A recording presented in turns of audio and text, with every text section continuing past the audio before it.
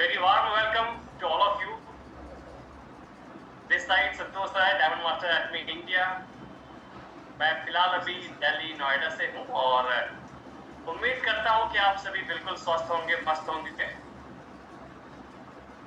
9 बज चुके हैं और हम लोग टाइम के बहुत पाबंद हैं और आज का जो दिन है वो बहुत ही हिस्टोरिकल डे है, बिकॉज आज हम लोगों को कुछ सीक्रेट मिलने वाला है। तो मैं चाहता हूं कि आपका टीम वंचित ना रह जाए उससे, इसलिए हम 5 मिनट का टाइम लेंगे और उसके बाद सेशन को कंटिन्यू करेंगे। मीनवाइल जो भी आपके टीम से लोग नहीं कनेक्ट हो पाए हैं उनको रिमाइंडर डालिए, उनको कॉल कीजिए और किसी भी हालत में आज के सेशन को अटेंड करवाइए, बिकॉज आज बहुत सारे लर्निंग्स मिलने वाले हैं। और जो भी हमारे साथ में diamond masters and above connect हुए हैं वो प्लीज अपना हैंड रेज कर सकते हैं। अगर उनको पोस्ट नहीं बनाया गया होगा किसी कारणवश तो उनको पोस्ट का हम परमिशन देंगे। यस, और जितने भी लोग कंफर्टेबल पोजीशन में हो वही केवल अपना कैमरा ऑन करेंगे, अदरवाइज आप कैमरे को ऑफ ही रहने देंगे तो ज़्यादा बेटर होगा, बिकॉज ऑल ओवर इंडिया से सभी लोग हमारे साथ में कनेक्टेड हैं और बहुत जल्दी से कनेक्ट हो रहे हैं। 50 हम लोग टच करने वाले हैं। यस, तो 5 मिनट्स हम लोग वेट कर लेते हैं। प्लीज आप अपने अपने ग्रुप्स में रिमाइंडर डालिए, पर्सनली जिनको कॉल करना हो उनको कॉल कर लीजिए। अगेन 5 मिनट्स में हम स्टार्ट करते हैं।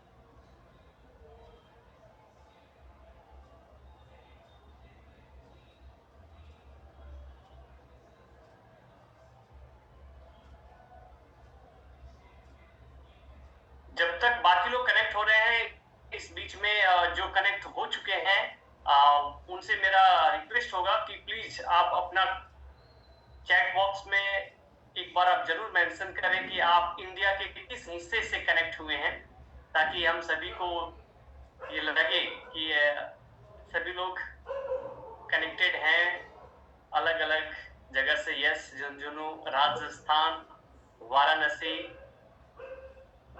स्वागत है आप सभी का AITF के मंच पे। मुल्तई, जगन सर मुल्तई से हैं, बलिया से कमिंग, वाओ, छत्रपति संभाजी नगर, मुंबई, महाराष्ट्र, मुंबई, मलद, इरोड, तमिलनाडु मेरा वन ऑफ फेवरेट प्लेस है। भोपाल, गुजरात, MP, वेस्ट बंगाल, जिंद, हरियाणा, गुजरात, बेलगांव, कर्नाटका, भिवानी, हरियाणा, असम। यस, तालुकदार सर हमारे असम से कनेक्ट हो चुके हैं। हाईली पंक्चुअल एंड होप हम लोग अभी 19 को जो इवेंट होने वाला है उसमें भी मिलेंगे। जयपाल सर हरियाणा से, बिहार, गुजरात, बिलासपुर, कोलकाता, शिलोंग, बांग्लादेश। वाओ, बांग्लादेश से भी हमारे पास में कनेक्ट हो चुके हैं लोग। इंटरनेशनल मेहमान भी आज हमारे साथ हैं। तो ये आज अभी जो मैं कह रहा था कि इंडिया के कोने कोने से लोग कनेक्ट हो रहे हैं, ये कहना बिल्कुल गलत होगा। विश्व के कोने कोने से लोग कनेक्ट हो रहे हैं और बहुत खुशी की बात है। यस, शिलोंग, बांग्लादेश, कोलकाता। यस, जल्दी जल्दी।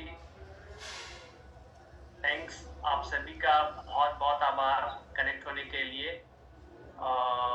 बांग्लादेश से हैं समोन। ओके ओके ओके,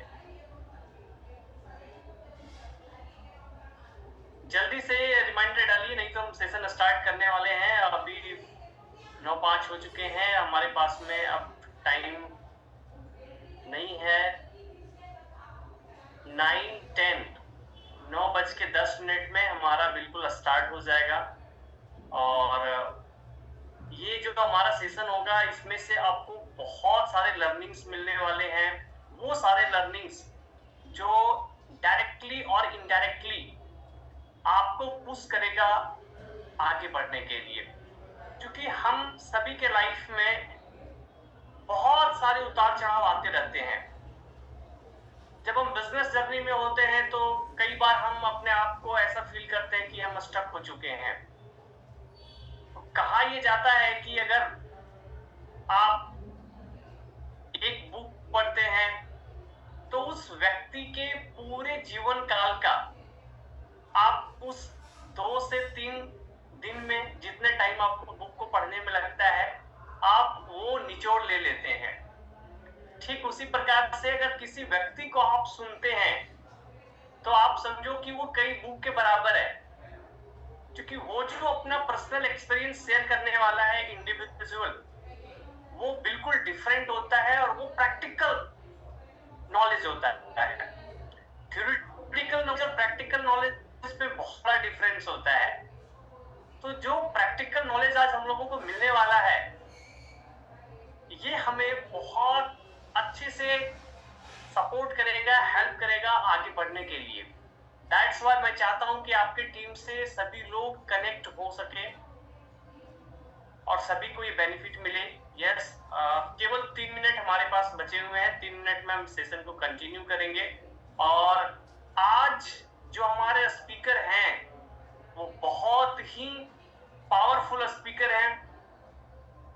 आज मेरी बात हुई थी उनसे, उनका जो जीवनी है ना, वो अपने आप में एक बहुत ही बड़ा सोर्स ऑफ इंस्पिरेशन है, बहुत ही बड़ा प्रेरणा का स्रोत है। यही रीजन है कि आज मैं आप सभी के साथ ये क्लेम कर रहा हूं कि जो भी लोग आज कनेक्टेड होंगे, इस सेशन को शुरू से अंत तक अटेंड करेंगे, यकीन मानो आपके माइंड का पूरा फैक्ट्री रीसेटिंग हो चुका होगा सेशन के एंड तक। ये मैं आप सभी से प्रॉमिस कर रहा हूं। इसके लिए आपको क्या करना होगा, ड्यूरिंग द सेशन कैमरे ऑन करके आपको अकाउंटेबिलिटी दिखाना पड़ेगा कि आप पूरी तरीके से सेशन को अटेंड कर रहे हैं। डायरी और पेन आपके पास अगर हो तो आप जरूर साथ में रखें इस प्रकार से, क्योंकि माइंड के ऊपर हमें भरोसा नहीं करना चाहिए। एवरी सेकेंड बहुत सारे थॉट्स एक साथ में आते रहते हैं, जाते रहते हैं। तो कौन सा इंपॉर्टेंट बात हो और वो निकल जाए, फिर बाद में आप केवल रिग्रेट फील करो। उससे बेटर है कि डायरी और पेन साथ में लेकर के बैठे और जो भी पॉइंट आपको लगे कि yes this point is very very relevant to me, उसको उसी टाइम में नोट डाउन करें। And definitely you will see the miracle. क्योंकि हर व्यक्ति के लाइफ में अलग अलग एक्सपीरियंस होता है। अभी तक हम लोगों ने सर एंड्रोज मास्टर्स को सुना, उनका चैलेंज अलग लेवल का होता है। हर इंडिविजुअल लीडर्स का आपने सुना होगा, उनका जो लाइफ स्टाइल है, उनका जो वे ऑफ वर्किंग है, वे ऑफ थिंकिंग है, वे ऑफ लीडिंग है, वो इंटायरली डिफरेंट है। हर किसी का अलग अलग होता है। तो आज हम लोग सुनने वाले हैं डायमंड मास्टर के लाइफ स्टाइल को, उनके सक्सेस जर्नी को। और आज के इस सेशन के लिए जो हमारे मुख्य अतिथि हैं, जो हमारे चीफ गेस्ट हैं, जो हमारे स्पीकर हैं, मैं उनको आप सभी के जोरदार क्लैपिंग के बीच मैं इनवाइट करना चाहूंगा diamond master Santosh Maurya sir from Maharashtra Nagpur. Please welcome sir. Great morning sir, नमस्ते सभी को। सर के बारे में अगर मैं एक लाइन बोलूं तो केवल इतना ही कहूंगा कि जिनके हो बुलंद हौसले, जिनके हो बुलंद हौसले और सपनों में हो जान, उनके कदमों में होता है सारा जहान, सारा जहान। और ये सर ने प्रूफ करके दिखाया हुआ है। पेशे से एमबीए है और एक बहुत अच्छे पोस्ट पे होटल मैनेजमेंट करने के बाद एज ए मैनेजर वर्क भी कर रहे हैं और उसके साथ में सर आज डायमंड मास्टर हैं एकेडमी में। तो सबसे पहले मैं सर को वेलकम करता हूं। प्लीज सर, और प्लीज अपने बारे में अपना जो एक इंट्रोडक्शन है, शॉर्ट इंट्रोडक्शन, वो हमारे सभी जो पूरे वर्ल्ड से लोग कनेक्ट हो रहे हैं उनको बताएं sir. Please welcome sir. Thank you Santosh ji. उधर भी संतोष है और इधर भी संतोष है सर। और ये कोइंसिडेंस बहुत रेयर होता है कि आज दो संतोष आपको पूरी तरह से संतुष्ट करने का प्रयास करेंगे। Definitely sir. तो मैं हूँ डायमंड मास्टर संतोष मौर्य नागपुर से, जिस सर ने बताया है, संतोष जी ने एक शॉर्ट में कि किस तरह से हम डायमंड बने हैं, आपके सामने है डायमंड बन के। अब मैं पेशे से तो एक होटलियर हूँ, हॉस्पिटैलिटी इंडस्ट्री में काम करता हूँ। और बात ऐसी है सर कि कोई भी बच्चा जब हम छोटे होते हैं, जब पूछते हैं माँ बाप या पड़ोसी या रिश्तेदार पूछते हैं हमको कि आप क्या बनना चाहते हो, तब आपने या किसी ने नहीं बोला होगा कि मैं होटल में काम करूंगा करके। बड़े सपने होते हैं, डॉक्टर, इंजीनियर, साइंटिस्ट, एडवोकेट, बड़े बड़े आईएएस ऑफिसर, आईपीएस ऑफिसर, ऐसे सपने लेके आते हैं। लेकिन आज तक किसी बच्चे ने ऐसा बोलते हुए सुना है कि मैं होटल इंडस्ट्री में काम करूंगा? मैं ये कहना चाहता हूँ, कहने का मतलब ये है कि ये बिल्कुल अपने करियर के अगेंस्ट है। किसी का करियर बचपन में ये हो ही नहीं सकता, फिर लोग इंडस्ट्री में कैसे बड़े होते हैं? सबसे पहले तो जो लोग जुड़ते हैं होटल इंडस्ट्री से, वो सारी दुनिया से मार खाने के बाद, मतलब कहीं जॉब नहीं मिलता है तो ऑप्शन नहीं रहता उनके पास कहाँ जॉब करे, तो उनको एक ही इंडस्ट्री दिखती है, वो होती है होटल इंडस्ट्री, जहाँ खाना पीना होता है, रहना होता है, काम मिलता है, पैसा मिलता है। ये कोई किसी का सपना नहीं होता कि मैं होटल में काम करूं। लेकिन इनमें से कुछ लोग होते हैं जो उसको करियर बनाते हैं और ऊंचे लेवल पे चले जाते हैं। तो वैसा ही उन्हीं बीच में से मैं आया हूँ। जी सर, संतोष जी और कुछ? यस सर, बिल्कुल। और उन्होंने सर कनेक्टेड है, बिल्कुल कोई दिक्कत? कंटिन्यू।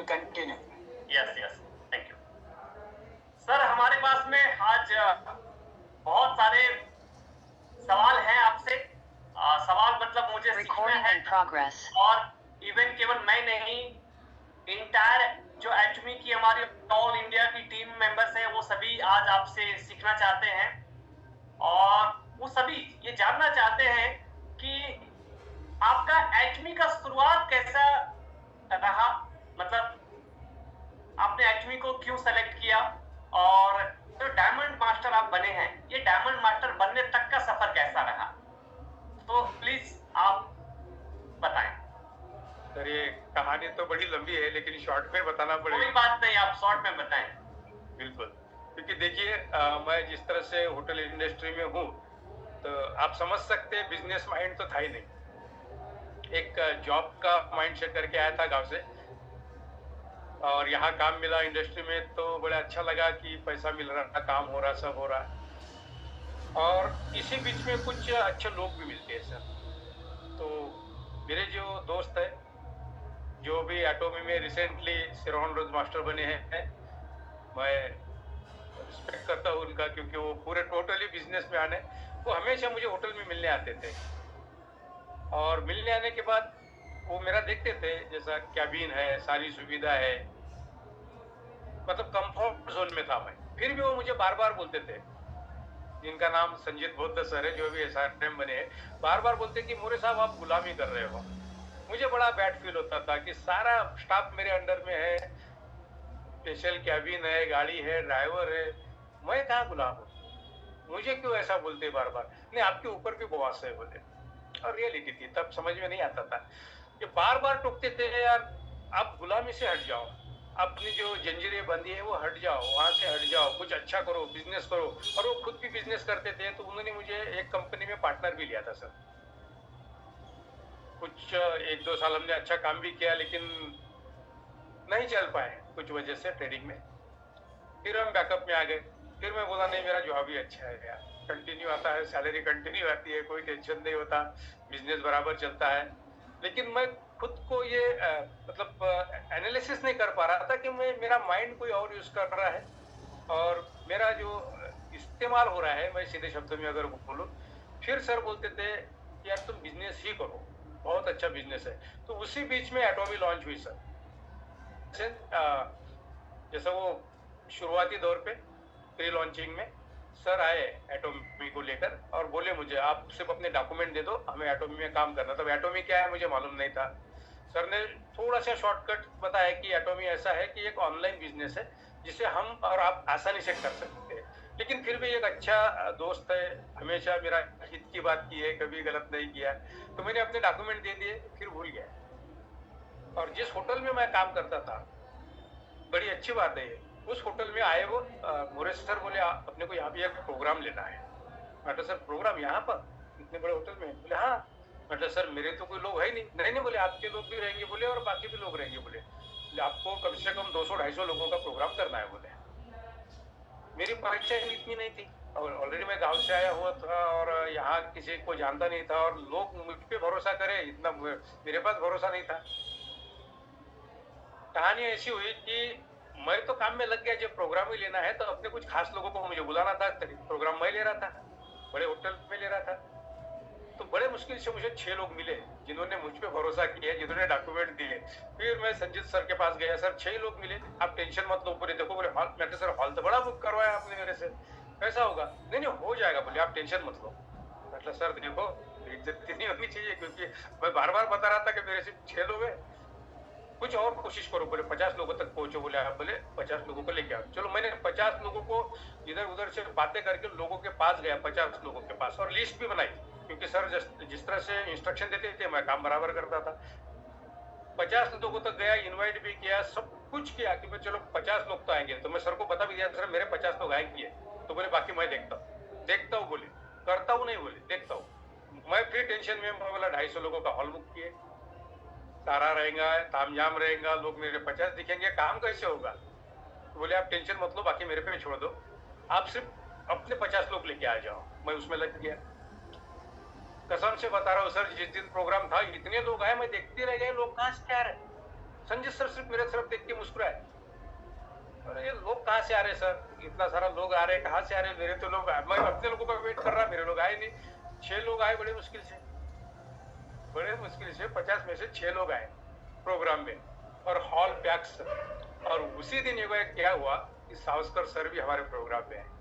सावस्कर सर की छोटी सिस्टर प्रेमिला बावने, वो भी प्रोग्राम में आई। उस दिन वो उनका शायद पहला प्रोग्राम होगा होटल में। तो हम लोग उतना उनके बारे में पता नहीं था, सावस्कर सर कौन है खुद मुझे भी पता नहीं था, इंडस्ट्री क्या है, तो मैं किसी से इंटरेस्ट भी नहीं ले रहा था। लोग देख रहा था, मेरे लोग सिर्फ 6 आ गए, और ये 250 लोग कहाँ से आए, बैठने के लिए जगह नहीं थी, सब लोग खड़े थे। फिर मैं संजीत सर को पूछा कि सर ये लोग कहाँ से आ रहे, क्या किया आपने ऐसा? बोले आप सिर्फ अभी प्रोग्राम देखो, हॉल खाली नहीं गया ना। बोले हॉल खाली नहीं गया, हॉल भरा है, सब भरा, आप चुपचाप रहो बोले। और 6 में से सर मेरे सिर्फ 3 लोग एक्टिव हुए वो प्रोग्राम, 3 लोग, और 3 लोगों के भरोसे आज मेरी इतनी बड़ी टीम चलता रहा कारवा। और आगे चल के इतनी बड़ी टीम बनी, दोस्त मिले मुझे अच्छे, जिसमें से मेरे पहले दोस्त मिले जो खेत में काम करते थे, मेरे दोस्त दिलीप सोनटक के सर। मैं उनको यही से कॉल किया कि आपके डॉक्यूमेंट भेज दो। उन्होंने ये नहीं पूछा काय के लिए, भेज दिया, क्या जरूरत है पता नहीं। ऐसे जो लोग मुझ पे भरोसा रखते थे उन्होंने मुझे डॉक्यूमेंट भेज दिए, मैंने डॉक्यूमेंट लगवा लिए और उसके बाद फिर मैंने उनको, खुद मुझे पता नहीं था तो मैं उनको क्या बताऊँ, धीरे धीरे एटॉमी का बताया। फिर होटल के ही अंदर एक स्वीट रूम होता है, मैंने स्वीट रूम जो मेरे लिए खास करके यूज होता था एज ए जीएम के लिए, बड़े होटल में एक रूम होता है, वो रूम मैंने अपने लिए स्पेशल एटॉमी के लिए रखा था, जिसमें सावस्कर सर बाहर से आके रहते थे और मेरे लोगों को या जो भी टीम रहती थी उनको प्लान समझाते थे। सर 3 महीना कंटिन्यू किया, 3 महीना मुझे प्लान नहीं समझा क्योंकि मैंने सीरियस हो, फैसिलिटी सारी मिल रही थी सर लोगों को, सावस्कर सर आ रहे थे, संजीत सर आ रहे थे, हमारे दूसरे डायमंड मास्टर बारसागले सर आ रहे थे, लेकिन मैंने कभी सीरियसली प्लान नहीं समझा। होटल के काम में व्यस्त रहता था, ये लोग आते थे, मेरे ही लोगों को या दूसरे भी लोगों को प्लान देके चले जाते थे। 3 महीने के बाद सावस्कर सर मेरे पास आए और मुझे पूछे आपको इसका प्लान तो आता होगा? तो सर नहीं। फिर 3 महीना तक क्या किया होगा? मैं चुप। सर किया तो कुछ नहीं, बोले स्वीट रूम दिए, सब दिए, मुझे बुलाते हो, लोगों को मिलवाते हो, बातें करवाते हो, फिर आप क्यों नहीं सीखे? मैं अपने आप में बड़ा गिल्टी फील किया और शर्म भी आ रही थी कि सही में मैं जिस पोजीशन पे हूँ यहाँ पे बैठा और सर मुझे एक सवाल कर रहे हैं कि आपने अभी तक क्यों नहीं सीखा। ये अपने आप में बड़ी शर्म की बात थी। बोला हाँ सर, एक बार आप समझा दो। बोला बता रहा हूँ, उस दिन सावस्कर सर ने मुझे पर्टिकुलर बिठा के प्लान समझाया, मुझे कुछ नहीं समझा, सिर्फ एक तीसरा पॉइंट समझा था, 3 जनरेशन का। जब 3 जनरेशन समझाना सर, मेरा दिमाग खिल गया कि मैंने सोचा अगर मैं हॉस्पिटलिटी इंडस्ट्री में हूँ, मैनेजमेंट किया हूँ, मैं कनाडा के लिए अप्लाई भी किया था वो टाइम में और नंबर भी लग गया था, हो सकता था मुझे साल का पैकेज अच्छा भी मिल रहा था। लेकिन फिर मैं ये सोचा कि अगर मेरा जनरेशन, मेरे बाद मेरी बच्ची आज 23 साल की है, अगर मैं चाहूँ तो इसको वो सुख नहीं दे पाऊंगा जो मैं 3 जनरेशन प्लान में ऑटोमेटिकली मेरे बच्चों को कुछ करके जाऊंगा।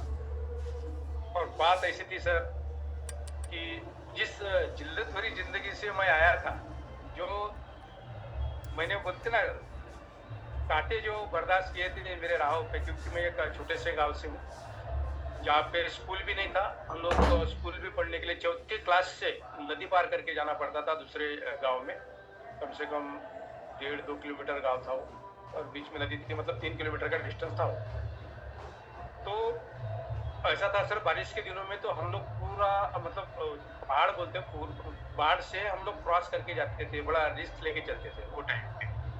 आजकल तो आप फेसबुक पे, व्हाट्सएप पे वो देखते हो, लेकिन हमने वो बस मतलब प्रत्यक्ष किया है, कैसा चलना, क्या जानना, डूबने का डर रहता था, बहने का डर रहता था, लेकिन हम जाते थे। छोटे से गांव से था तो बहुत सारी चीज़ें मतलब दिक्कत होती थी, और जिस तरह से मैंने अपने आप में धीरे धीरे जो सुधार पाया है, जो आज बच्चों के लिए किया है। तो देखो सर, कोई भी माँ बाप हो, दुनिया का कोई भी माँ बाप हो, जो जिल्लत भरी जिंदगी उसने जी है, वो जिंदगी वो विरासत में अपने बच्चों को नहीं देना चाहेगा, क्योंकि वो यही चाहेगा कि जो जिल्लत भरी जिंदगी मैंने जी है, मेरे बच्चों के नसीब में ना हो या मेरे बच्चों को वो सामने ना हो। तो उसके लिए माँ बाप कोई भी वो बहुत प्रयास करते हैं। तो मैंने भी ये 3 जनरेशन का प्लान, 3 जनरेशन पॉइंट जब सुना, तब मेरा दिमाग खिल गया और सोचा कि मैं होटल इंडस्ट्री में कितना भी कमा लूँ, एटॉमी में जो मुझे मिलेगा वो मैं जिंदगी में कहीं भी नहीं कमा सकता। और उस दिन से मैं सीरियस हुआ sir, after 3 months pre launching में, और तब से मैंने टीम बनाना चालू किया, पैरेलल काम किया, होटल का भी काम किया और एटॉमी का भी काम किया। इस तरह से धीरे धीरे बढ़ता रहा, और हमेशा एक ही दिमाग में रहा कि मेरी जो जिंदगी मैंने जी है, मैं बच्चों को विरासत में ना दूँ। और मेरा एक सपना था कि मेरे बच्ची खुशी से फाइल लेके इंटरव्यू देने जाए, मजबूरी से ना, क्योंकि मैंने वो मजबूरी बहुत देखी सर। और इसी तरह वो कारवां बढ़ता रहा, और आज आप देख रहे हैं सर, एटॉमी के माध्यम से आज मैं एक डायमंड मास्टर हूँ। डायमंड मास्टर की जर्नी कैसे रही सर? डायमंड मास्टर की जर्नी सर बड़ी कठिन रही सर, और कठिन भी रही और इजी भी रही, क्योंकि टीम बनने के बाद क्राइटेरिया रहता 15 दिन का। तो जो सबसे बड़ा चैलेंज था डायमंड मास्टर बनने में, वो सबसे बड़ा चैलेंज क्या था? सबसे बड़ा चैलेंज ये था कि जो नीचे सेल्स मास्टर बनाना है ना सर, वो बड़ा चैलेंज, बैलेंसिंग करना। दूसरा तैयार करना बड़ा चैलेंज होता है, दूसरा मानता है तो तीसरा रूठ जाता है, और तीसरा अगर तैयार होता है तो चौथा रूठ जाता है। जब ये सबको बैलेंस करना होता है ना सर, वो सबसे बड़ी सर्कस होती है, मैं ये चाहता हूँ। और अंडरस्टैंडिंग बहुत है टीम में, सभी लोगों को पहले प्री प्लानिंग किए थे। हमारे जो डायमंड मास्टर थे पहले, अभी सराउंड मास्टर संजीत सर, वो हमारी टीम में लगातार मीटिंग लेते रहते हैं, सबको मतलब तैयार करते हैं कि आप जो काम दिए जा रहे हैं उसके लिए रेडी हो क्या, आपकी तैयारी है क्या, पहले आप कंफर्म बताओ। जब हम कंफर्मेशन लेते हैं ना सर, तब तो हर कोई हाँ बोलता है, लेकिन जब सिचुएशन सामने आती है तब पता चलता है कौन कितने पानी में। एक्चुअली क्या होता है सर, उनका भी कसूर नहीं होता है, और बहुत से लोग इंडस्ट्री में पहली बार आए हैं तो उनको भी ऐसा लगता है बहुत ईजी होता है, और ईजी भी होता है। जिन जिन लोगों की टीम थी उनके लिए बहुत ईजी था, वो आसानी से निकल गए।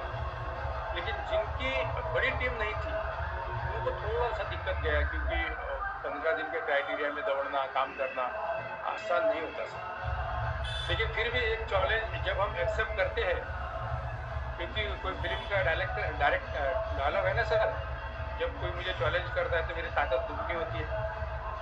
सेम मेरी और मेरे लीडर की ताकत दुगनी हो गई थी, और जिस तरह से हमने उस चैलेंज को स्वीकार किया विद इन 15 डेज सर, सभी लोग अपने अपने लेवल पे पहुंचे, और मैं डायमंड मास्टर और मेरे दोस्त, मेरे साथी सेल्स मास्टर बड़ी आसानी से बन गए। और बड़ी खुशी होती है सर कि जब डाउनलाइन पूरा फुल सपोर्ट आपको करता है, पूरा कोऑपरेट करता है, तब एक अलग दुनिया में हम जीते हैं, और एक फैमिली सा फीलिंग आता है कि नहीं यार एक दूसरे के लिए है। और ये कंपनी की बड़ी खासियत है कि मुझे अगर ऊपर जाना है तो मुझे नीचे वालों को साथ में लेके चलना पड़ेगा, और यही हम विन विन पॉलिसी के साथ आगे बढ़ते हैं। ये एक चैलेंज को कम करता है और हौसला ज़्यादा बढ़ाता है। और मैं ये जानना चाहूँगा सर कि आपका ये जो सक्सेस जर्नी था, इसमें कौन से ऐसे आपके एक पर्टिकुलर सिद्धांत, जैसे हर इंडिविजुअल लीडर का ना एक अपना सिद्धांत होता है कि मैं इस तरीके से काम करूँगा, तो इसमें आपके क्या सिद्धांत थे और कौन से ऐसे हैबिट्स थे लोग जानना चाहेंगे कि जो आप डेली फॉलो करते थे, उस हैबिट्स के बारे में थोड़ा सा बताइए। सर मेरी हैबिट तो ऐसी है कि मैं सबको लेके चलता हूँ। मेरा जो मैं खुद को मतलब ऐसा नहीं बोलता कि मैं बहुत अच्छा हूँ, क्योंकि कोई भी 100% अच्छा नहीं होता, कुछ कमियाँ होती है। लेकिन मुझे ये होटल इंडस्ट्री का बड़ा मतलब मैं शुक्रिया अदा करता हूँ कि जिस तरह से ये कुछ चीज़ें सिखाती है। हॉस्पिटल इंडस्ट्री में जो चीज़ें सिखाई जाती है, morality, how to speak with the guest, how to your behaviour with others, उस बारे में जो पर्सनैलिटी डेवलपमेंट में भी आता है, उसका मुझे बड़ा फ़ायदा मिला। क्योंकि हम जिस तरह से किसी से भी बात करते हैं ना, तो वो अगर प्रभावित होता है तो डेफिनेटली वो आपके साथ रहता है। तो यही मुझे टीम के अंदर फ़ायदा मिला, और वही मेरा सिद्धांत है कि किसी के भी साथ अगर आप अच्छा से व्यवहार करेंगे तो बदले में आपको अच्छा व्यवहार ही मिलेगा, अच्छा सपोर्ट ही मिलेगा। और यही एक मेरा लाइफ का सिद्धांत है कि अगर आप अच्छे हो तो दुनिया अच्छी, और आप ही बुरे हो तो फिर दुनिया उससे भी बुरी है। और यही सिद्धांत के साथ मैं काम किया। और कुछ चीज़ें होती है सर कि जैसा मेरे कुछ लोग थे, बाकी तो मैं तो चाहूँगा कि 100% लोग मेरे साथ में थे, लेकिन जो एटोमी में नहीं जुड़े, आज मैं डायमंड मास्टर के लेवल पे हूँ, शायद वो भी मेरे साथ अगर आज जुड़े होते तो हम लोग आज साथ में रहे होते। लेकिन सर इसमें क्या होता है कि मेरा तो नुकसान हुआ है, जो लोग मेरे साथ में नहीं है आज, मेरा तो नुकसान हुआ है। लेकिन मैं एक बात कहना चाहता हूँ कि क्या मेरा ही नुकसान हुआ है? नुकसान उनका भी हुआ है, क्योंकि मेरा तो नुकसान हुआ है कि मेरा बहुत अच्छा साथी मेरे साथ में नहीं है, मेरे कदम से कदम मिला के चलने वाला साथी आज मेरे बराबरी में नहीं बैठा है। मेरा तो नुकसान हुआ है, लेकिन इसमें सिर्फ मेरा ही नुकसान नहीं हुआ है, उनका भी नुकसान हुआ है जो उस वक्त को समझे नहीं, शायद उन्होंने इस प्लेटफॉर्म को अहमियत दिया नहीं, उनका नुकसान मेरे से ज़्यादा हुआ है। क्योंकि मेरे पास तो ऑप्शन है सर, मेरे पास तो ऑप्शन है, मेरे पास क्रिएटर है, मैं तो आगे बढ़ रहा हूँ, लेकिन उनका ऑप्शन खत्म हो गया ना सर। मैं ऐसे लोगों को खास करके एक संदेश देना चाहता हूँ कि जो कोई भी आपका दोस्त हो, अगर अच्छा कुछ बताना चाहता हो और साथ में चलने की बात करता हो तो उसके साथ चलिए, इसमें नुकसान तो कुछ है ही नहीं। नुकसान आपका होगा, उसका नहीं, क्योंकि उसके पास तो वो तो क्रिएटर है, वो ऑप्शन तैयार करेगा, दिन ब दिन आगे बढ़ेगा, लेकिन आप आपके पास तो एक ही ऑप्शन था, वो आपका दोस्त था, लेकिन आपने उस वक्त सही डिसीजन नहीं लिया या उसको हल्के में लिया। और आज मैं उस मुकाम पे हूँ कि एटॉमी में मैं डायमंड मास्टर हूँ और वो लोग आज मुझे देख रहे हैं सर। बिल्कुल सर। और जो सर नए लोग आज की डेट में एटमी के साथ में जुड़ रहे हैं और या फिर जो जुड़े हुए हैं, उनको सफलता हासिल करने के लिए आप क्या सलाह देना चाहेंगे? सबसे पहली सलाह तो मैं ये दूंगा सर कि सबसे पहले अपनी टीम बड़ी कीजिए। और मेरे ख्याल से एटॉमी में सफलता का राज यही है कि आप अपनी टीम बड़ी कीजिए। आप हर चीज में ऑटो होंगे, auto sales master, auto diamond master. Team बड़ी होने से क्या होगा कि बहुत सारे ऑप्शंस आपके पास होंगे, बहुत सारे लोग, बहुत सारे दोस्त, बहुत सारे पार्टनर्स आपके साथ में होंगे, तो आपको किसी चीज की दिक्कत नहीं होगी। सिर्फ एक ही है, इसका मंत्र बोलो, तंत्र बोलो, टीम बड़ी कीजिए और टीम को बैलेंस करते रहिए।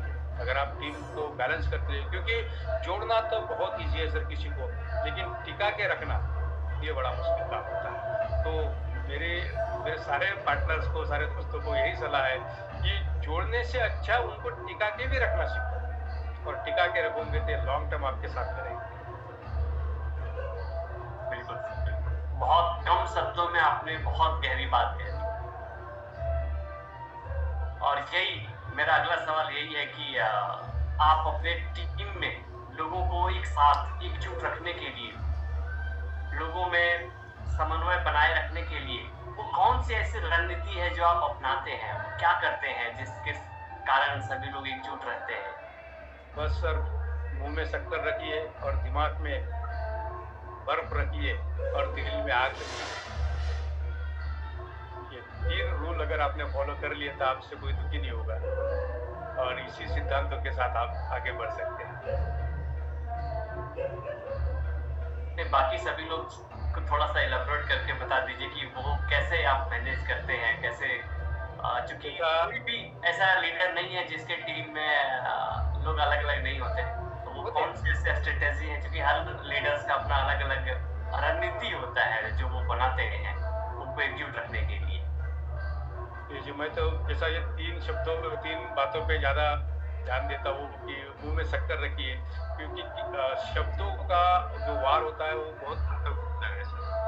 आप किसी को थप्पड़ मार दो वो भूल जाएगा, लेकिन शब्दों के वार जो होते हैं वो आदमी भूलता नहीं है, जिंदगी भर अपने दिल में छुपा के रखता है। बोलेगा नहीं आपके सामने, आम यहाँ मिलाएगा, लेकिन जो शब्दों के वार होते हैं ना सर, वो जिंदगी भर याद रखिए। मेरी सभी लीडर से यही दरख्वास्त है कि आप जबान पे शक्कर रखिए, मिठास रखिए अपने जबान पे, ताकि अपने आपके शब्दों से कोई दुखी ना हो। और फिर बोलता हूँ कि दिमाग के ऊपर बर्फ रखिए, हमेशा सोच समझ कर बात कीजिए, ठंड रखिए, दिमाग को गर्म मत करो दिमाग को, क्योंकि बहुत से ऐसे उल्टे सीधे सवाल पूछने वाले भी लोग आपको मिलेंगे, लेकिन दिमाग के ऊपर आपका बर्फ है तो हमेशा आप शांति से जवाब दोगे, शांति से जवाब दोगे तो डेफिनेटली उसका हल मिलेगा।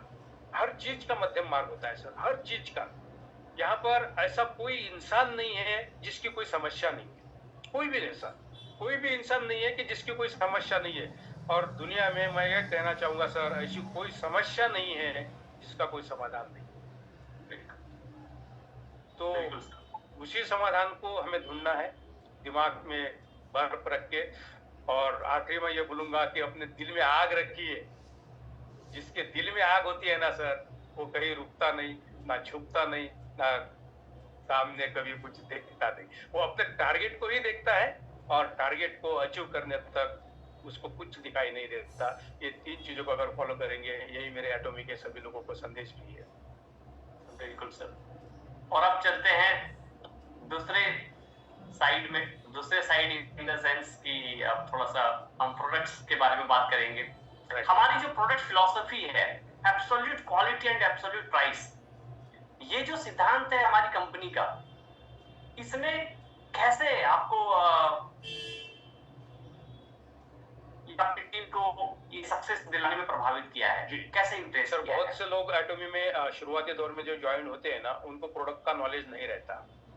तो सबसे पहला उनका सवाल यही होता है कि सर प्रोडक्ट बहुत महंगे हैं, प्रोडक्ट बहुत महंगे हैं, कौन लेगा, क्या लेगा।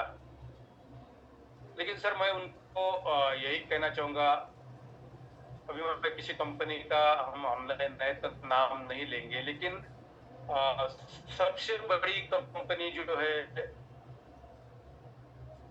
जो भी है, वॉट एवर आप पीपल अंडरस्टूड हो, समझ सकते हो, जो अभी फिलहाल हमारी पीढ़ी चल रही है, तो उसके प्रोडक्ट का मास नंबर्स ऑफ पीपल, मतलब जो मास कम्युनिटी के पीपल है वो यूज करते हैं, बड़े इसमें करते हैं। और एक छोटी कंपनी भी है सर इंडिया के अंदर में, वेस्टिज करके कंपनी है, छोटी कंपनी है, सस्ते भी प्रोडक्ट है, बहुत अच्छे प्रोडक्ट है, बहुत अच्छा सेल होता है उनका। अच्छा, सस्ते प्रोडक्ट होने के बावजूद एक बड़ी कंपनी है एमवे और एक सस्ती कंपनी है सर वेस्टिज, जिसके प्रोडक्ट हर कोई यूज कर सकता है। मैं एक छोटा सवाल रहता है कि फिर टर्नओवर कौन से कंपनी का ज्यादा होना चाहिए? ऑब्वियसली जो सस्ते प्रोडक्ट है होना चाहिए, लेकिन ऐसा नहीं हो रहा सर। हाँ, सबसे ज्यादा टर्नओवर एमवे का है। अगर सस्ते प्रोडक्ट होने के बावजूद भी अगर उनका टर्नओवर ज्यादा नहीं है, जो महंगे प्रोडक्ट है उनका टर्नओवर ज्यादा है, तो फिर लोग क्वालिटी को पसंद कर रहे हैं ना, सस्ते प्रोडक्ट को। तो ये बात समझाने में हम कामयाब होते हैं कि अगर जो मास, मतलब जो लोग है, जो प्रोडक्ट यूजर लोग है, वो एक मास कम्युनिटी के हैं जिनको प्रोडक्ट में क्वांटिटी नहीं क्वालिटी चाहिए। अगर क्वालिटी अच्छी है तो डेफिनेटली आपके प्रोडक्ट बहुत दमदार है, 100% रिजल्ट ओरिएंटेड है। अगर आप उस प्रोडक्ट को नॉलेज लेके शेयर करने में अगर आप कामयाब हो गए तो डेफिनेटली आपके प्रोडक्ट का दुनिया में कोई तोड़ नहीं। और इसी सिद्धांत के साथ अगर हम चलते हैं, और सबसे पहले तो आप हर प्रोडक्ट का नॉलेज ले लो।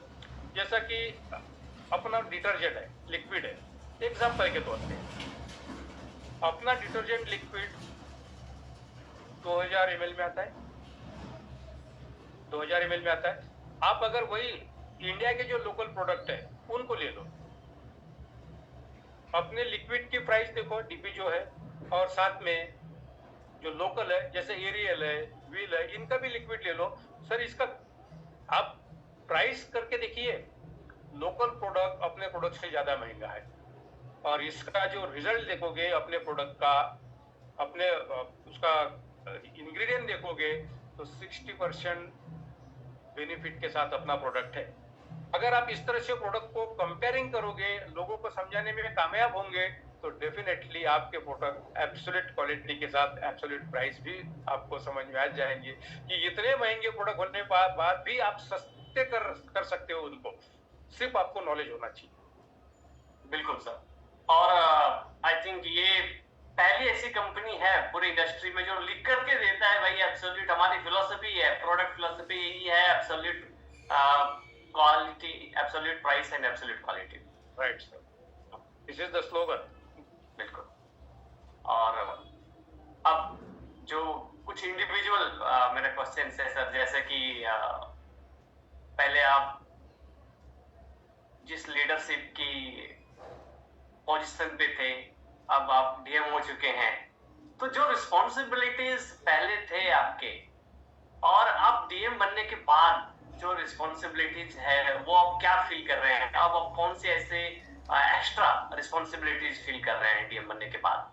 तो पहले में और अब में वो एक बार लोगों को बताएं सर, ताकि कई लोग जो उस राह पे हैं, जो बनने वाले हैं, उनको थोड़ा पता चले कि भाई पद के साथ साथ में और क्या क्या चीजें आती है। बहुत बड़ी बात और गहरी बात है सर। जैसा ही कोई लीडर अचीवमेंट ले लेता है और बड़ा बनता है, और उसके गले में जितनी मालाएं जाती है ना सर, वो मालाएं नहीं रहती, वो जिम्मेदारियां बढ़ती है। वो जिम्मेदारियां इसलिए बढ़ती है ताकि ये लोगों का विश्वास आपके ऊपर है, आप उस लेवल तक गए हो, और आपकी जिम्मेदारी अब बनती है कि जो आपके साथ में सेल्स मास्टर बने हैं या फिर उस राह पे है बनने वाले, उन सभी लोगों को आपके पोजीशन तक लेके आना, ये जवाबदारी अपनी बनती है सर। और उस जवाबदारी को मैं एक्सेप्ट कर चुका हूँ। जो लोग हमारे साथ में हैं, हमारे टीम में हैं, उनको जहां मैं जिस लेवल पे जाऊंगा उस लेवल पे उनको लाने की जवाबदारी मैं खुद ले रहा हूँ सर। और ये एक जवाबदारी हर लीडर ने अगर ली तो डेफिनेटली सर एटॉमी के अंदर, इंडिया के अंदर एक बड़ा माहौल पैदा होगा। बिल्कुल गुड सर। तो पहले के कंपेयर में अभी आप ज्यादा फ्री फील कर रहे हैं या ज्यादा बिजी फील कर रहे हैं? फ्री तो बिल्कुल फील नहीं कर रहा हूँ सर, रिस्पॉन्सिबिलिटी इतनी बढ़ गई है कि अब ऐसा लगता है कि ये मेरा अभी चैलेंज है कि जो मेरे लोग मेरे साथ में अभी तक थे उन लोगों को मैं यहाँ तक कैसे लेके आऊँ।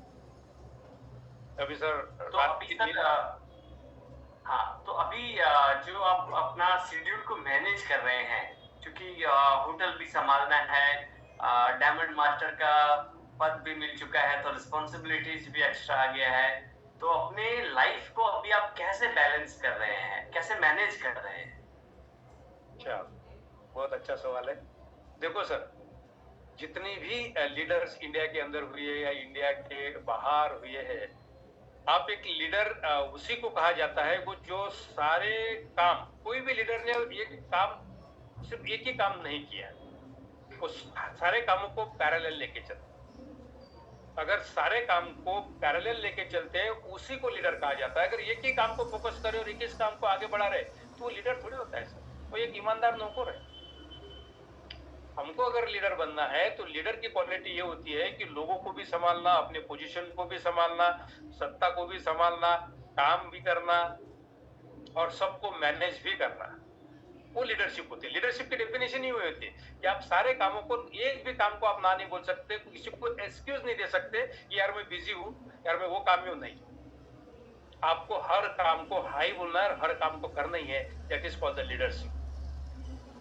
और यही मेरे ख्याल से क्वालिटी होनी चाहिए लीडरशिप की, कि सारे काम आपको पैरेलल लेके चलना होगा। There is no excuse. Yes, आपके सब सक्सेस में जो अचीवमेंट आपने हासिल किया है, इसमें एक्चुअली के किस प्रोडक्ट का सबसे इम्पोर्टेंट रोल रहा और कौन कौन से वो प्रोडक्ट्स थे जो जिसने बहुत ज्यादा सपोर्ट किया लोगों को ग्रो करने में और बिजनेस को तेजी से ग्रो करने में सपोर्ट कर रहा है?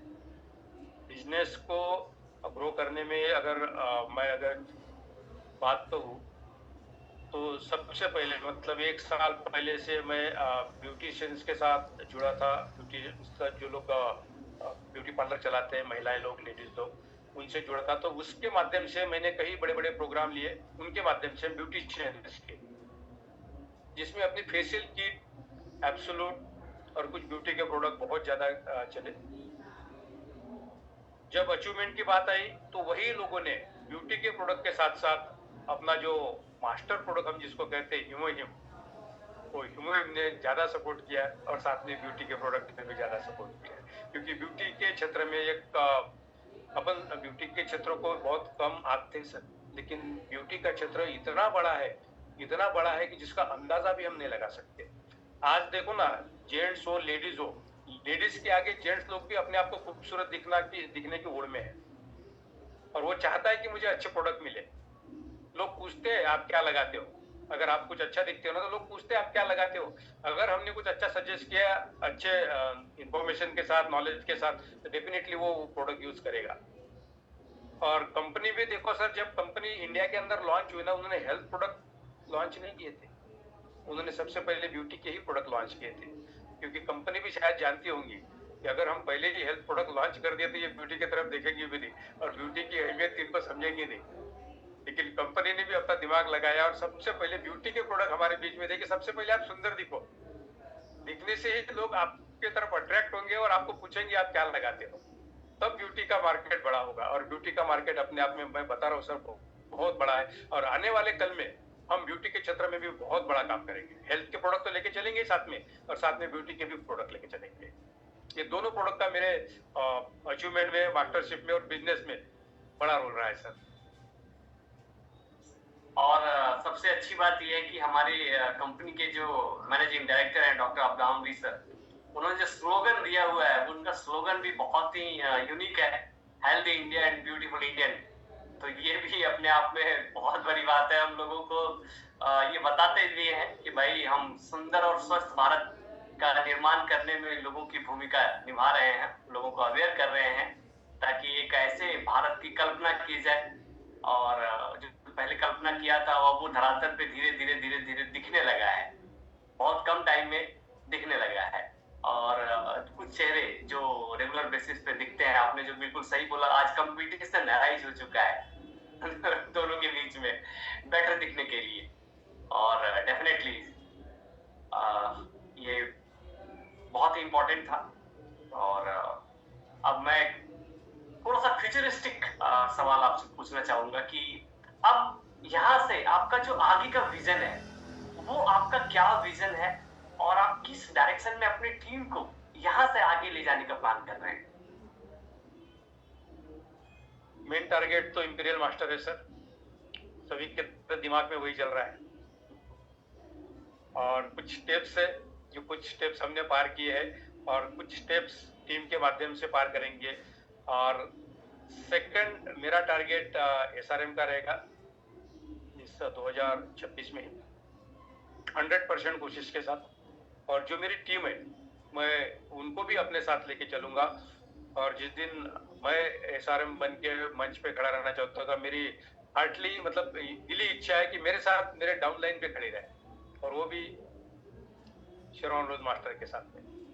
बिल्कुल सर, डेफिनेटली 100% बिल्कुल ट्रू होगा सर। थैंक यू सर, मेरा बेस्ट विशेष है आपको।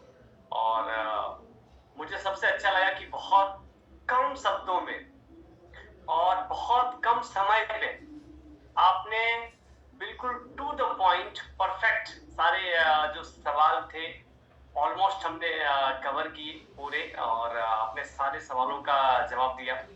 और एक मेरा out of the box personal सवाल है जो मैं चाहूंगा कि आज के डेट में जैसे हम लोग कहते हैं ना कि डिजिटल एटमी कर रहे हैं, फिजिकल एटमी कर रहे हैं, कुछ लोग इधर उधर शोर शराबा करते रहते हैं, तो आप क्या सलाह देना चाहेंगे एक नॉर्मल लीडर को कि भाई किस प्रकार से ऑनलाइन और ऑफलाइन का जो कॉम्बिनेशन है उसको किस प्रकार से आप सलाह देना चाहेंगे काम करने के लिए? क्योंकि कई लोग गुम हो जाते हैं, फील्ड पे हैं तो फील्ड पे ही हैं, डिजिटली है तो डिजिटली है, उनको समझ में ही नहीं आता है। फिलहाल तो मैं अपने टीम को और लीडर्स को यही कहना चाहूंगा कि 50-50 कीजिए सर, क्योंकि जमाना बदल चुका है। ज्यादातर जो ओल्ड लोग हैं वो ऑफलाइन में ज्यादा भरोसा रखते हैं, लेकिन आज की जनरेशन के साथ में रह के अगर आप कुछ करना चाहते हो, और जिस तरह से भी ई कॉमर्स में हम हैं लोग, और ई कॉमर्स है ऑफलाइन वालों का बिजनेस नहीं, ई कॉमर्स के लिए आपको डिजिटली जाना ही पड़ेगा, क्योंकि हम ई कॉमर्स में है। और हमारे जो बब्बर शेयर है जिनके साथ हमारी कंपटीशन है, जैसा कि अमेजॉन, फ्लिपकार्ट, स्नैपडील, अलीबाबा, ये हम बब्बर शेयर है फिलहाल अक्रॉस द वर्ल्ड ग्लोबली। हमारी टक्कर उनके साथ है, तो उनके लेवल का बनने के लिए हमें डिजिटली काम करना पड़ेगा, ऑफलाइन तक करना ही है। क्योंकि जिस तरह से हम देहात में गांव में जाते हैं, बात करते हैं, वहां डिजिटली फिलहाल समझ में नहीं आएगा। लेकिन अगर आपको आगे बढ़ना है तो डिजिटली आना ही होगा, और डिजिटली आपको पूरी तैयारी करनी ही पड़ेगी।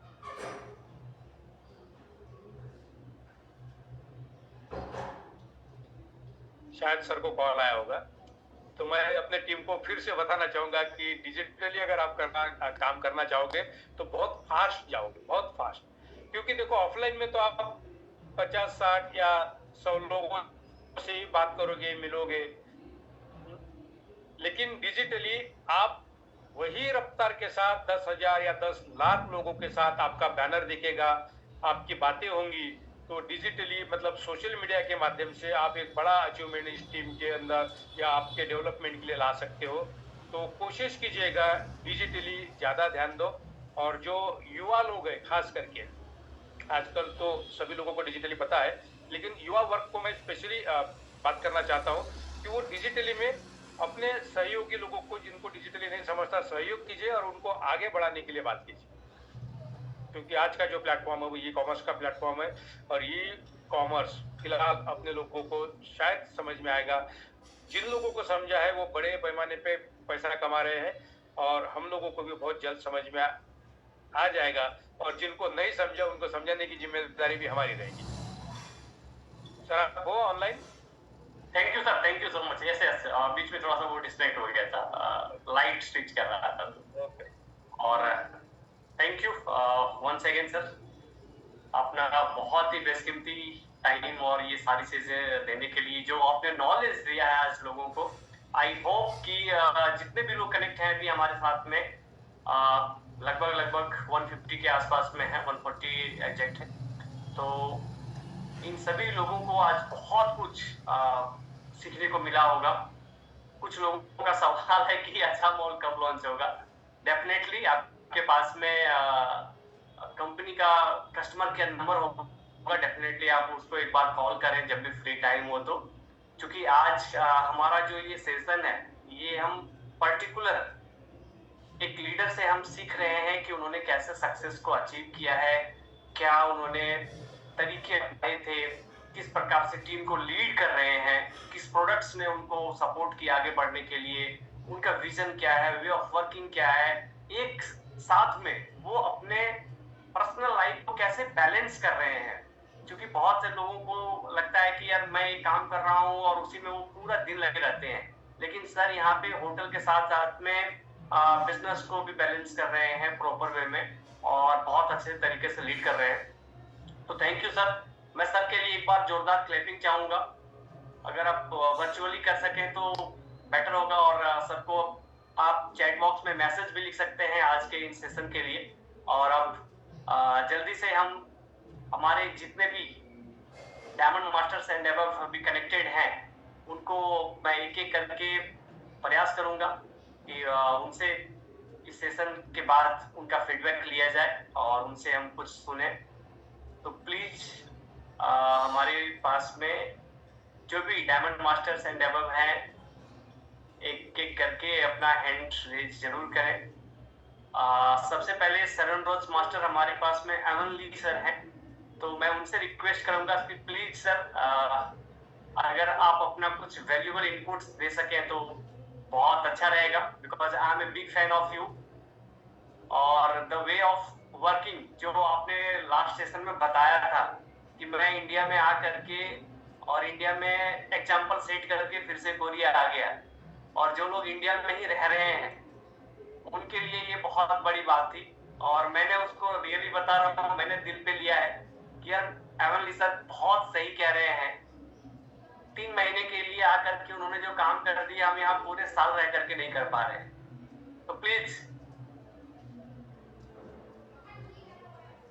Yes Avan sir.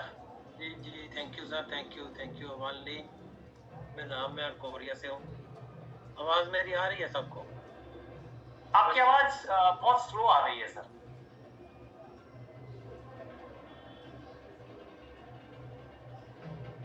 अब ठीक है सर? हाँ सर बिल्कुल, यस। ठीक, thank you sir, thank you. काम हमने करना होता है, तो जब हम खुद नहीं करेंगे तो कोई तो करके नहीं देगा। जब हम खुद करने का ठान लेंगे कि हमने करना है, तो फिर इंडिया क्या, कोरिया क्या, बांग्लादेश क्या, नेपाल क्या, फिर काम खुद ब खुद आपके पास आ जाता है। तो यही सोचा कि सारी बात पे जहाँ टीम है तो टीम को सक्सेसफुल करना है, अपने आप को नहीं। जब टीम को सक्सेसफुल करोगे आप लोग खुद हो जाओ, तो टीम भी सक्सेसफुल हो जाएगी, आप भी सक्सेसफुल हो जाओगे। तो फिर वो कहते हैं ना, बाप बड़ा या भैया सबसे बड़ा रुपया। ठीक है, ये रुपया जिसकी पॉकेट में आना शुरू हो जाता है ना, वो फिर बैठना नहीं देता।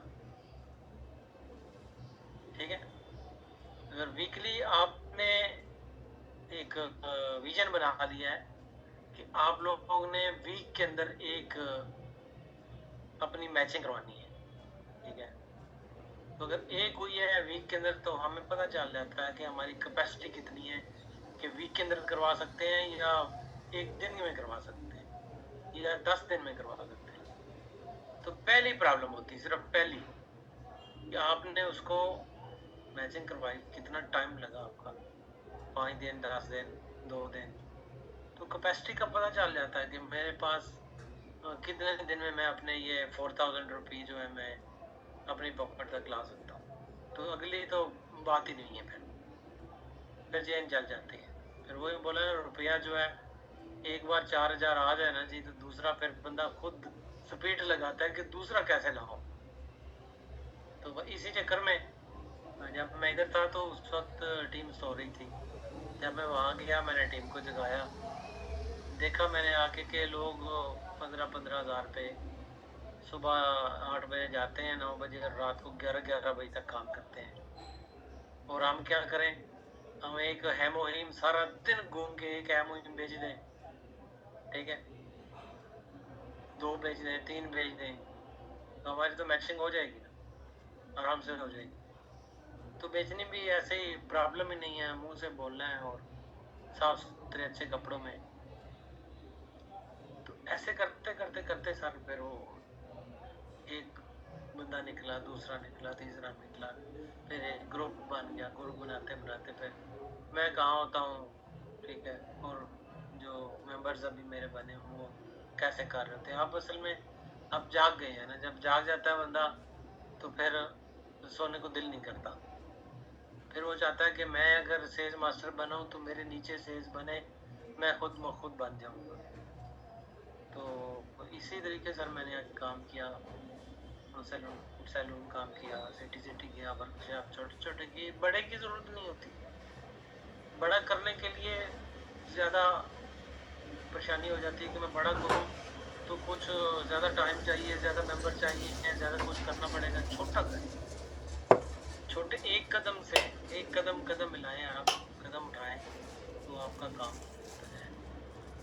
तो इसी तरीके किया सर को, बड़ा काम नहीं किया मैंने, मेरा करने वाले कोई नहीं था। मैंने कोरिया में 25 साल तक के काम करता, छोटी सी उम्र में चला गया था। फैमिली मेरी शादी मैंने इधर की, बच्चे मेरे इधर।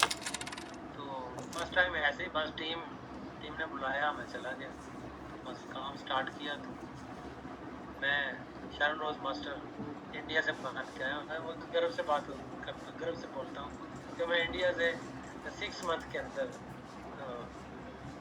शरण रोज मास्टर में बन के आया। तो टीम पे भी मुझे बहुत, अपनी टीम पे भी गर्व है कि उन्होंने बहुत मेहनत की।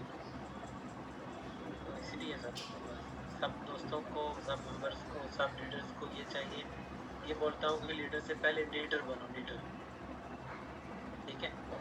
लीडर तो बन जाओगे, 2-4 बंदे बन जाएंगे, जुड़ जाएंगे, आपको लीडर बना देंगे। लीडर ज़रूरत, ठीक है, कि आपकी कोई ज़रूरत हो, किसी को आप बेचते हो तो प्रोडक्ट देते हो तो उसे देखो कि ये उससे ज़रूरत है भी या नहीं, ठीक है। तो ऐसे ही नहीं कि हाँ जी हम इसको हमने ये बेचना ही बेचना है, पहले उसे चेक कीजिए उसे इस चीज़ की ज़रूरत है, क्या हम इसको दे रहे हैं, ये हमें हमसे खड़े खड़े ले तो ले लेगा, बाद में गालियाँ तो निकालेगा। उसकी ज़रूरत देख के उसे सेल कीजिए, वो एक बार नहीं 1000 बार लेगा, क्योंकि उसकी ज़रूरत हो। थैंक यू सर, ज़्यादा टाइम ना लेते हुए आपका सबका thank you very much. Thank you sir, thank you so much.